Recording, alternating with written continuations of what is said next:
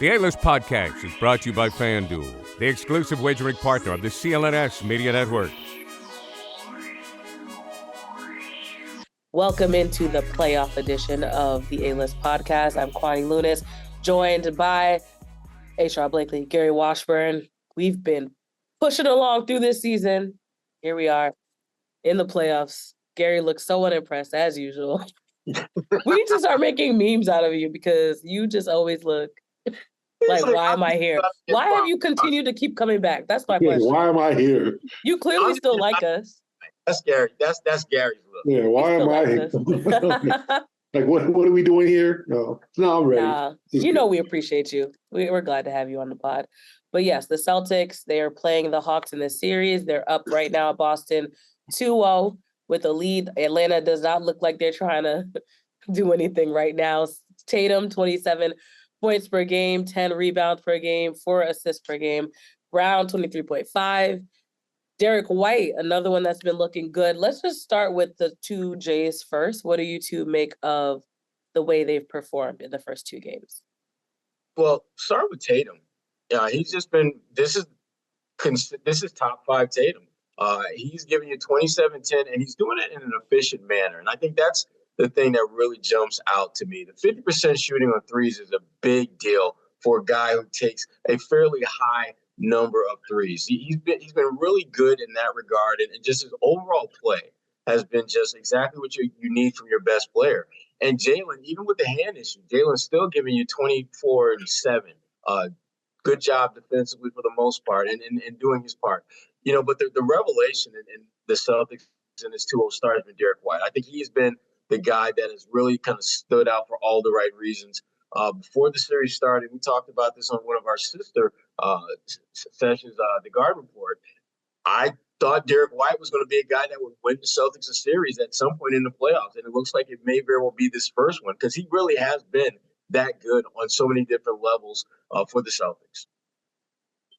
Yeah, I think that they've done what they're supposed to do. I think Jalen's still kind of struggling to figure out how to manage the hand and but he's hit some big shots. Jason, I think, as Sherrod said, the 3-point line is very important. And to be honest, Jason hasn't gotten to the free throw line in this series yet. Like he has, but I think 2 attempts in each game. Yeah, I don't think he attempted any attempts in game 2. So he's scoring without getting to the free throw line. So let's see if that opens up in Atlanta. I think if that development happens where Jason gets 6 to 8 to 10 free throws a game, it makes it much easier. And I think they'll pull away and win this series pretty easily. But I think both of them have been solid. Obviously, Derrick White has kind of stolen the show in terms of his production. And they've just played overall. I think we're all concerned about whether they would be prepared for this series, like whether they would ease into this series and have to get punched first and figure it out and then come back and win. But they've taken their opponent very seriously. The defensive side, they've been great. They've put emphasis on rebounds. All they got pounded on the boards in game 2, they still competed.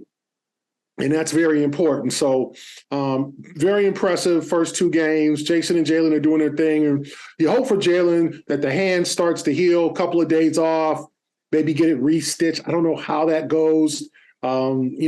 Just how you heal something faster in that sense. You put a bunch of ointment on it. You go to your grandmama in Atlanta and get one of them old school remedies. Maybe that. Castor oil. Yeah, maybe some Vicks, some castor oil,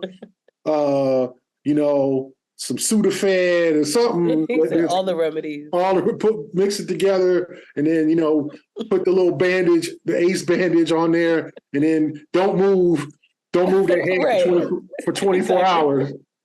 Maybe something like that. So hopefully he'll heal up. And then if they end the series quickly, they can get some rest and get that time off before they obviously likely face the 76ers. Gary, a little too specific with some of them home remedies. Making me a little nervous. Dr. Washburn at your service. I know them all. Put a little water on that. Right. Just let it sit. Yeah. But you both mentioned clearly Derrick White is a standout at this point. His stats, 25 points per game, 6 rebounds per game, 4.5 assists, 2.5 blocks, 50% on three and 62.1% shooting from the field. The MVP chance came. Do you two think, right, as of right now, he's the playoff MVP for the Celtics? Yeah, I mean, because what he's been able to give them has been so invaluable, not only in the totality of his production, but the timeliness of it. You know, Derrick has made some really big shots when Atlanta, I think, was kind of starting to feel themselves a little bit and starting to get back to the game. And the thing that often gets overlooked with Derrick White and his impact is what he does defensively. You know, there's a reason why Trae Young has been kind of, Trae old in this series. Derrick has had a lot to do with that. And not only in terms of staying in front of him and contesting shots, but also blocking shots. I mean, Derrick is averaging, I think, damn near 3 block shots a game or something like that. That's highly unusual for a guard, particularly a guard who doesn't have what you would consider the cookie cutter dimensions of being a shot blocker. I don't think Derrick White has like that 7 foot 5 inch wingspan, and he's not 6'9", 6'10", playing the guard. He's a 6'4", 6'5" guy, decent wingspan, but is incredible timing and knows how to move his feet at a high level from a lateral standpoint. And it's just really giving the Celtics everything they need at both ends of the floor. Yeah, damn, Sherrod, you just stopped suddenly. Like you was Right, you're like, we got to process. I was like, hey, did Sherrod's microphone cut off? I'm trying to give you space, Gary. I've never seen him quiet that hell. I was waiting for 3 more sentences. Yeah, I think Derrick has been the best player in many cases. As Sherrod said, I can't believe I'm agreeing with him again 2 times. But yeah, bail him out with big shots. Not being afraid. I mean, I think the development of Derrick White has been the biggest plus for the Celtics overall this season. Malcolm Brogdon's coming and do what he do. He's probably going to win 6th Man of the Year award. We'll hear about that. I'm not sure if it's tonight or tomorrow. I know awards are being handed out this week. Not all of them, but some. But Derrick has become a more confident player. Shooting with like, hey, it's okay if you miss. You're not going to get benched. You're not going to have something bad happen to you. Get in there and be you. And he has been more of himself, attacking the rim, making those floaters, getting to the free throw line. A big plus, get to the free throw line, making easy points. So 40% free throw shooter. Sorry, 3-point shooter, not free throw shooter. 40% 3-point shooter.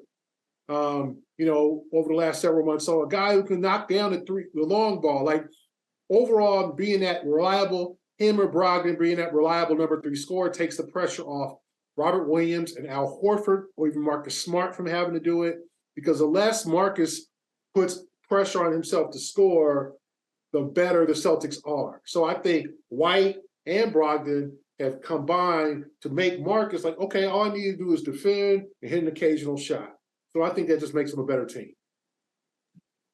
Absolutely. And talking about teams, when you think about small businesses, they would be considered a team. And the thing about running your own business is that every single hire counts. And no hiring partner understands that like Indeed. Indeed is a hiring platform where you can attract, interview, and hire all in one place. Don't spend hours on multiple job sites looking for candidates with the right skills when you can just find it and do it all right there on Indeed. You can find top talent with their Indeed suite of powerful hiring tools like matching, assessment, and virtual interviews. Hate waiting. Indeed's US data shows over 80% of Indeed employers find quality candidates whose resume on Indeed matches their job description the moment they sponsor a job. We talk about this sponsor every week because the thing that we love about their app in their website is that they have the Indeed instant match. Candidates you invite to apply can, through the instant match, are 3 times more likely to apply to your job than candidates who see it in the search, according to US Indeed data. With Indeed matching, as soon as you sponsor a job, you get a short list of quality candidates whose resume on Indeed match your job description. Boom, it's a hiring at warp speed. Indeed does the hard work for you. You can sponsor a job and we'll match it with quality candidates whose resume on Indeed fit your job description right when you post. Indeed knows when you're hiring your own business, for your own business, you have to make every dollar count. And that's why with Indeed, you only pay for quality applications that match your must-have description and requirements. Visit Indeed.com/A-List to start hiring right now. Once again, Indeed.com/A-list. Indeed.com/A-list. Terms and conditions apply. Cost per application pricing not available for everyone. Need to hire, you need Indeed. So moving on to the Hawks, one of the few bright spots for them in the two games has been the play of Dejounte Murray, 26.5 points per game, 7 rebounds. He's really kind of holding the team down when you think about the glue guy, but does he worry you when you think about the Celtics and that opponent? They're back at home. Does he worry you for the Celtics going into game 3? What do you think, Gary? Well, I think that going home, a lot of the players who aren't playing so well are going to play better. Sadiq Bey's going to knock down threes. Bogdanovic is going to, I thought he's been pretty good first 2 games. He's going to knock down threes. Clint Capella suddenly is going to turn to Akeem Olajuwon. Like the players who have struggled, DeAndre Hunter. So the Celtics have to watch out for that. Like now, the good thing is they took the first punch in game 2. Atlanta jumped out to a 22-11 lead. They look like, okay, we're here. We're about to make a statement in this game. Then the Celtics went on something like a 63-37 run after that, took control, led for double digits the whole second half, or most of the way, not the whole second half. So I think they're going to have to watch out for that same people in the AT, they're going to be fired up, and watch out for the other guys. Murray has been good. I'm concerned that the Celtics can't really guard Murray. He's getting to his spots. Murray, I think a lot of fans really haven't seen much of him. Obviously, those years in San Antonio, he's a mid-range specialist, but he can get that 8 to 10 foot range, as we've seen. He can get there and get it down. And now he's become a better three-point shooter. He was more of a mid-range guy the first few years of his career. Now he's become a better three-point shooter. We saw that he hit 7, I want to say, or 6 in game 2. So, and obviously he had some words to say for Joe Mazzulla after each one. So I think they do need to beware of him. And then also Trae. Trae hasn't had that monster game yet. They defended him very well. I just think Atlanta's fighting for its life. We'll see what Atlanta's made of in game 3, because if they lose game 3, the series is pretty much over. So they're going to throw a heavy blow, and all those guys that weren't very good in Boston, the Bays and the Hunters, and John Collins has not been a big factor. Those guys are going to come out and they're going to look like the Globetrotters. They're going to look like, before your time, Kwani. The Globetrotters? Yeah, when they were like, right. Not now. The girl grew up in Jersey. The Harlem when they're just a bunch Globetrotters of dudes. I'm talking about like Curly Neal and Geese Osby and Nate Branch and Meadowlark Lemon. Ones I went to go to the LA Forum and see when I was a kid. My heroes. Those guys, they're going to look like the 96 Bulls. They're going to look like they're going to come out looking like, okay, we're here to make this a series, and the Celtics have to withstand that, stick to the basics and the fundamentals, and withstand that, and try to eke out, which will be probably the toughest game of the series because Atlanta's fighting for his life. Mm-hmm. Murray, though, he a dog. I mean, he's a Seattle kid, came from some tough backgrounds. I don't know if you guys remember. I mean, when his draft, when he came out at University of Washington 1 year, there was some questionable about his character because he had been in some stuff. He has turned himself into an all-star caliber player, maybe next year, but an all-star caliber player. I don't know if did he make the all-star team? I think he did make the all-star team. I was a late. Yeah. So he's a dog, and I think he's the only dog really. And I used to, John Collins is kind of a dog, but but Murray's a dog. And that's the guy, like you said, right, Kwani, that they're going to have to maintain. You don't want it. I don't know if he's a 40-point game guy, but you don't want him dropping an easy 29. And then you don't want Trae dropping 29 and somebody else wanting 20.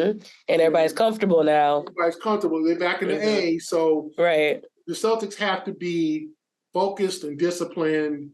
It's not going to be a raucous crowd. It will be, but it'll be something, early start, 7 o'clock. People are going to be chilling, getting to their seats about 7:45 with a little something in their hand, little drink, and chilling. So. Dang, I wish I was in the A now. Yeah, the Celtics are going to have to withstand that big push hold on, not get blown out early, and then come back and because they are the better team. Yeah, I mean, they are the better team. But, Gary, I'm not nearly as bullish on this Hawks team as you are. I think they're done. I think that they are as done as you can possibly be in the playoffs. I agree with you about Dejounte Murray. I mean, to be honest with you, what he's doing now is kind of what I thought he would do once he got to the A. I thought he would be that guy. And I think that there really has been this kind of low-key, behind-the-scenes, slow-drip drama building between him and Trae. I think Trae is clearly the face of their franchise, but I think Dejounte has the dog in him where he should be that guy. I think they should try to follow his lead. And I think that I do think there's a little bit of push and pull with that because you go back to game 2, the Hawks started to do a little something when Trae was on the bench. And Dejounte was kind of running things, and he was the focal point. You know, his ability to, I think, score at all different levels, he doesn't have the explosive firepower of Trae, but he has a much better all-around game. And when you throw in what he does defensively, he gives you a lot of what you really need in that lead player. I just don't think he has the confidence or the support of the guys around him to be that guy. And I think that's one of the things the Hawks are going to have to think long and hard about this offseason, about where is their future, specifically who should be that lead dog of the pack. Should it be Dejounte or should it be Trae? If this series is any indicator, I think the answer to that is quite obvious because the Celtics are basically keeping Trae in check, and they haven't even unleashed the big dogs on them yet. You watch them play against the Hawks, Marcus Smart will have the ball in the block and look back and see Trae and be like, "Nah, I'm gonna swing it out. I don't even need to work this mismatch." Right. He is, and that's where they're at now with the Hawks. They're not even going at Trae the way they normally would. They're just like, we don't have to. We can work on other parts of the game. And if we get in a pinch and we got to get a bucket, guess where we going? Hey Trae, where you at? Come here. That's how they're playing. And you can't do that with Dejounte because he's too good of a defender to go at him like that. And he's a good enough offensive player to where you got to respect his game. So the Hawks, like I said, they're done because they can't figure out how their two best players can coalesce. Mm-hmm. Now, all the calls that we always have about Jalen and Jason and whether they can play together, the Hawks are going to get those same conversations, and they will be legitimate because those two guys clearly they don't play as well together as you see other dynamic duos. Exhibit A, Tatum and Brown. That being said, we talk about Trae and his performance against Boston hasn't been the standard as which I imagine Atlanta has been holding him to, 20 points per game, 7 assists. So do you think this is a result of Boston's defense, or is Trae just struggling right now? Defense. Yeah. Okay. Trae is an inefficient scorer regardless, but he typically finds a way to get buckets. But the Celtics, they have done a great job of just really taking him out of his comfort zone. Now, he's missed some shots he normally makes. Yes, there's that. But the overall impact of the defense on Trae Young has been undeniable. He's just not able to get in any kind of flow. The guy led the league in total assists this year. And right now, he's averaging damn near as many turnovers as assists. That's not something that you can just chalk up as he's just having a couple of rough nights. No, that is a team that is locked in defensively, making his life as miserable as hell. And that's a big reason why they're up 2-0. Yeah, I think what we're learning about Trae is that he's not a very efficient player. There's a lot of silly turnovers, a lot of, losing the handle of the ball, making passes that are ill-advised, flipping up threes. We've seen Trae when he's just been like, man, that dude's one of the top 10 players in the league. Shooting those 35-footers, getting to the rim, setting up Capella on the alley-oop, pick and roll, things like that. We haven't seen that much of that in this series. I think he's been very inefficient. His three hasn't really gone down. He's not finishing at the rim, and he's looking for fouls, and he's not getting them.